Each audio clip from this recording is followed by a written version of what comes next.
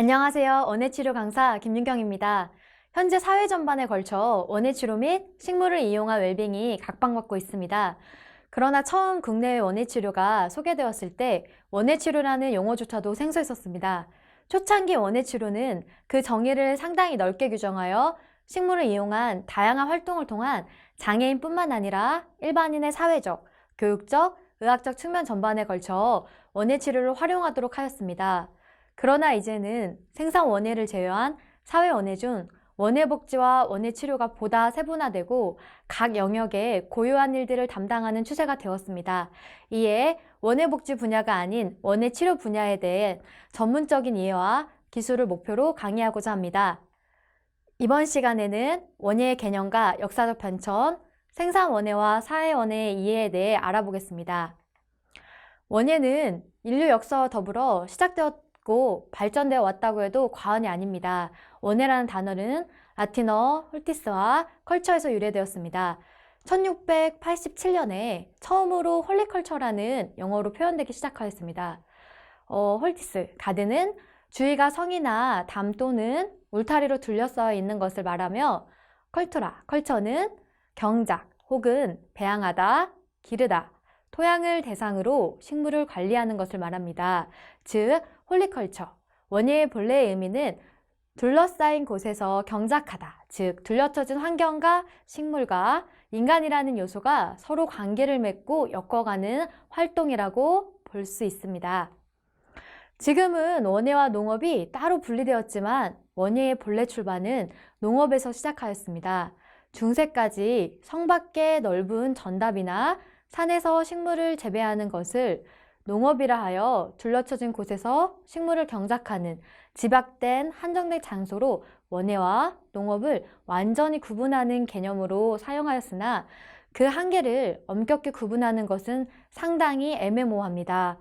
현재는 장소의 구분보다는 집약적, 기술적으로 관리되어 높은 수익을 얻을 수 있는 작물의 의미로 원예라는 용어를 사용하는 경우가 많습니다. 예를 들어 둘러쳐진 곳, 비닐하우스를 생각하면 집약적, 기술 집약적, 노동 집약적으로 고부가가치를 생산합니다.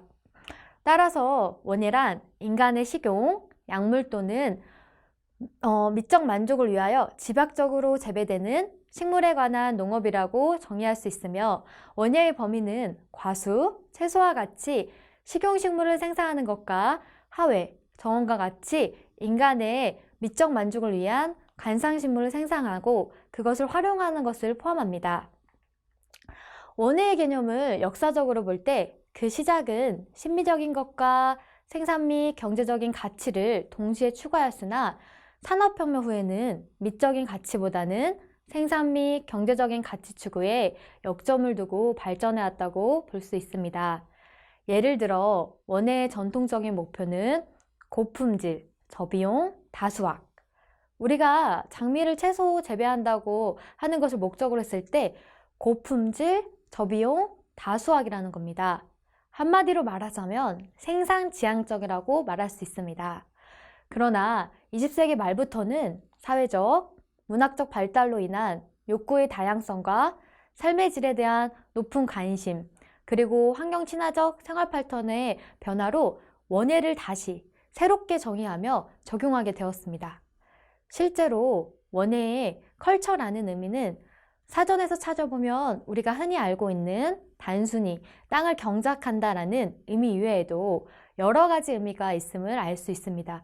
예를 들면 마음, 감정, 흥미, 예절, 취향 등에 관한 것뿐만 아니라 일정 기간 동안에 일정한 사람들의 아이디어, 관습, 기술, 예술 등 그리고 그 문명의 개발, 개선 혹은 세련을 의미합니다.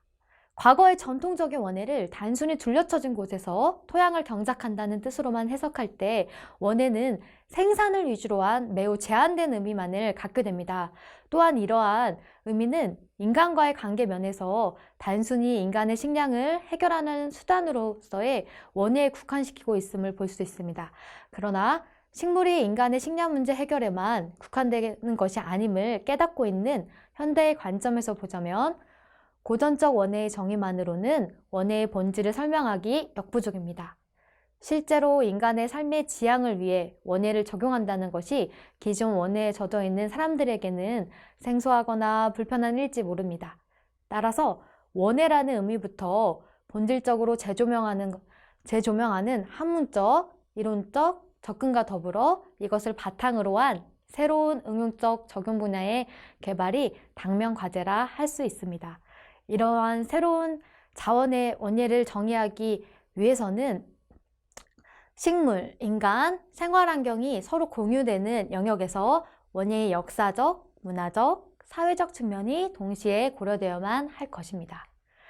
이런 틀에서 볼 때 과거의 전통적인 생산 원예를 포함하는 새롭게 정의된 원예는 개인, 지역사회, 그리고 동시대의 복지와 건강 및 환경 회복을 위하여 꽃과 과일, 채소, 교목, 관목을 재배하는 기술의 과학이라고 정의할 수 있습니다. 따라서 새롭게 정의된 원예의 본질을 도식화하면 이렇게 나타납니다. 결국 원예란 본래 기존의 생산 및 경제적 개념에 입각한 생산 원예와 그 나머지에 해당되는 사회 원예를 포함하고 있었습니다.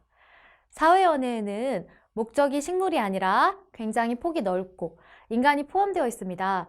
인간이 뭘 하던 간에 활동하는 모든 것을 말하는 것으로 예를 들어 꽃꽂이가 있습니다. 과거의 전통적 원예에는 생산 원예가 주를 차지하고 사회 원예는 극히 일부로 취미, 아마추어, 생활 원예 등으로 명백을 유지해 왔었습니다. 예를 들어 플라워를 디자인한다는 것은 옛날에는 별 볼 일 없는 일이라고 생각했었습니다. 플로리스트는 취미생활이지 학교의 정규 수업은 할 수 없었습니다. 그러나 지금은 플라워 디자인이 하나의 영역으로 발달하였고 그만큼 사회 원예가 발달했다는 것입니다. 플라워 디자인도 있고 취미 원예도 있고 여러 가지 영역이 있는데 그 중에서 중요한 영역이 바로 원예의 치료라는 것입니다. 이처럼 지금 와서는 생산 원예보다 사회 원예가 급격히 부상되어 생활 패턴 및 문화와 사회 전반에 큰 영향을 미치고 있습니다. 생산 원예가 농업적 측면에서 식물의 다수와 고품질, 저비용 투입을 목표로 하여 인간의 생리적 필요성에 부응하고자 했다면 사회 원예는 아름다운 삶의 질, 건강과 치유, 환경 개선과 회복과 같은 사회적 필요에 부응하는 원예라고 볼 수 있습니다. 현대의 삶은 도시화와 산업화, 과학주의와 기술주의 등의 탈자연화된 사회적, 문화적 틀 속에서 자신의 정체성에 대한 의식 없이 무한궤도를 질주하는 것처럼 보입니다. 그러나 인류사적으로 볼 때 녹색식물과 환경은 인간의 삶에서 가장 근본적이고 핵심적인 역할을 해왔습니다. 식물이라는 것은 종교적인 관점을 떠나서 모든 인간의 근본입니다. 우리는 녹색에 대한 본능적 그리움이 있습니다. 인류의 진화론적으로 인간이 처음 눈을 뜨고 난 다음에 처음 바라본 색이 뭔지 생각해보면 바로 녹색입니다. 그곳이 어디냐? 바로 자연, 숲입니다. 창조론적으로 봐도 창조론적은 기독교적으로 볼 때 하나님은 에덴 동산에 아담과 하와를 만드셨습니다. 아담과 하와도 처음 눈 떴을 때 봤던 게 뭐냐? 바로 숲이라는 것입니다. 종교를 떠나서 인간이 처음 눈 떴을 때 본 것이 녹색이었고 우리는 그 안에서 살았다는 것입니다. 그러나 우리는 지금 회색 콘크리트 벽에 살면서 녹색에 대해 그리워합니다. 우리가 심신의 불균형을 가진 것은 녹색을 잃어버려서 그렇다고 볼 수 있습니다. 현대의 삶에서 인간은 그 어느 때보다 자연으로의 회귀와 잃어버린 인간성에 대한 회복을 꿈꾸고 있습니다. 사회원에 대한 급격한 관심은 바로 이러한 관점에서 이해됩니다. 실제로 인간 측면에서 볼 때 식물은 생존을 위한 대상일 뿐만 아니라 우리의 생활 환경과 삶의 질에 절대적인 영향을 미칩니다.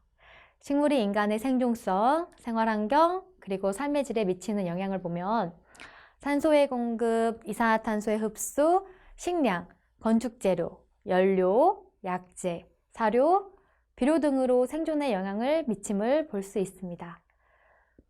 또 구획을 명료하거나 차폐, 프라이버시, 경관을 연출하는 건축적 기능, 방음, 대기정화, 방화, 침식을 방지하는 공학적 기능, 바람 조절, 일조 조절, 눈 조절, 기압을 조절하는 기후 조절 기능, 토양 포텐셜 지표, 환경 악화 지표와 환경 지표 기능으로 생활 환경에 영향을 미치며 심미적, 지적, 레크레이션적, 종교적, 감상적, 치료적 스트레스 해소 효과로 삶의 질에 영향을 미칩니다. 사회원의 본질은 이러한 식물, 환경과 인간의 관계면에서 접근할 때보다 정확하게 규정할 수 있습니다. 원예활동이랑 감각체험, 즉 공원이나 화단에서 꽃을 감상하고 꽃구경이나 단풍 채집, 식물원 나들이 같은 살아있는 식물과 오감에 의해 교제하며 식물이 요구하는 정보를 파악하는 것과 동작체험, 즉 식물을 기르기 위한 물주기, 비료주기, 풀 뽑기, 수확하기와 식물로 공예품 만들기와 같은 신체를 사용하여 동작하는 것에 두 가지 관계가 통합되어 있습니다. 그리고 일반적으로 꽃이나 녹색 식물이 있을 때 그것을 눈으로 보고 만지며 냄새를 맡고 잎들이 서로 스치는 소리를 들으며 먹으며 맛을 느끼는 것들을 통하여 기분이 가라앉거나 또는 흥분되고 차분해지며 엄숙해집니다. 이와 같은 다양한 행동은 일종의 인간의 기본적인 생리적 욕구와 반응들이며 동반되는 심리적 변화는 무의식에서 일어나는 본능적 반응입니다. 결국 이러한 감각체험과 동작체험을 통한 식물과 인간의 반응은 서로가 끊으려 해도 끊을 수 없는 관계임을 나타내주고 있습니다. 이와 같이 본능적으로 욕구가 충족될 때 인간은 심리적 안정을 얻게 되고 스트레스를 느끼지 않게 됩니다. 그러나 인간은 단순한 본능적 반응이나 생리적인 욕구만으로 살아갈 수 있는 존재가 아닙니다. 이러한 본능적 반응이 충족될 경우 우리가 흔히 삶의 질이라고 표현하는 보다 인격적이고 풍요로우며 인생의 의미를 추구하는 삶을 추구하게 됩니다. 식물과의 관계에서도 마찬가지입니다. 식물을 이용한 본능적 반응이 충족될 경우 감각체험과 동작체험을 통하여 식물의 수확과 가공, 식물을 이용한 예술작품의 완성을 추구하고 식물의 기능적 활용, 자아실현의 도구 등을 추구하게 되는데 이러한 반응을 창조적 반응이라고 부를 수 있습니다. 다시 말해서 인간은 창조적으로 식물과 관계하고 있습니다. 이 관계 가운데서 우리들은 생각하는 기쁨, 무언가를 해내었다는 성취감을 맛보고 자신감을 높이며 자기 정체성을 확립하고 삶의 의욕을 가집니다. 협동으로 화단을 선질하며 재배의식과 생산물을 나눠 가지며 함께 관상한다는 등의 형식으로 타인과의 체험을 공유하고 주위 사람들과의 커뮤니케이션을 이루어갑니다. 이렇게 함으로써 한 사회 속에 개인은 외로움을 해소하고 동시에 사회 구성으로서의 존재를 인식하게 되며 삶의 가치를 느끼게 됩니다. 이러한 본능적 반응과 창조적 반응의 단계는 매슬로우에 의해서 제한된 인간의 감정적, 사회적, 윤리적으로 보다 성숙하기 위해 요구하는 5단계로 잘 설명될 수 있으며 식물과의 관계에서는 인간의 성숙 요구들을 원예활동에 비유한 맥슨 박사의 설명으로도 잘 이해할 수 있습니다. 결국 사회원에는 단순한 생리적인 삶뿐만 아니라 사회적인 삶에 대한 요구도 만족시켜 줌으로써 궁극적으로 인간의 성장에도 지대한 영향을 미칩니다. 원예는 생산물을 통하여 우리들에게 경제적 혜택을 주는 것뿐만 아니라 신체적 건강의 유지, 증진에 필요한 식물과 교제의 기회도 줍니다. 게다가 환경을 쾌적하게 하고 심신의 환경 스트레스를 경감시켜 마음의 건강 유지와 증진에 빼놓을 수 없는 활력을 줍니다. 또한 사람과의 커뮤니케이션과 교육의 장을 통하여 사회적 존재로서의 욕구도 충족시켜줍니다.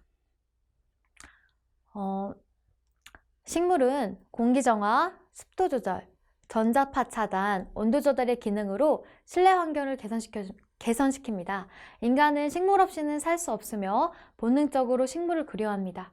평소 의식하는가 아닌가에는 개인차가 있겠으나 지금까지의 실험 결과를 살펴보면 인간은 식물이 없는 환경보다 식물이 있는 환경일 때 심리적으로 더욱 안정감을 느낀다는 결론이 지배적입니다. 사회원의 분야는 소비학, 소비자 원예학, 원예복지학, 원예치료, 교육원예, 환경원예학, 도시원예, 생활원예, 원예사 등이 있습니다. 자, 그리고 원예문화론, 민속원예학, 원예사회학, 가정원예, 아마추어 원예, 경과원예학, 원예분류학, 회본연예학 등이 있습니다. 오늘은 원예의 개념과 역사적인 변천, 그리고 생산원예와 사회원예의 이해에 대해 알아보았습니다. 네, 원예의 개념은 다시 복습하자면 둘러쳐진 환경과 식물과 인간이란 요소가 서로 관계에 맺어가는 활동이며 원예 중 컬처의 의미가 요즘은 경작하다는 의미를 벗어나서 확장된 의미로 사용하고 있다는 것을 숙지하시기 바랍니다. 네, 감사합니다.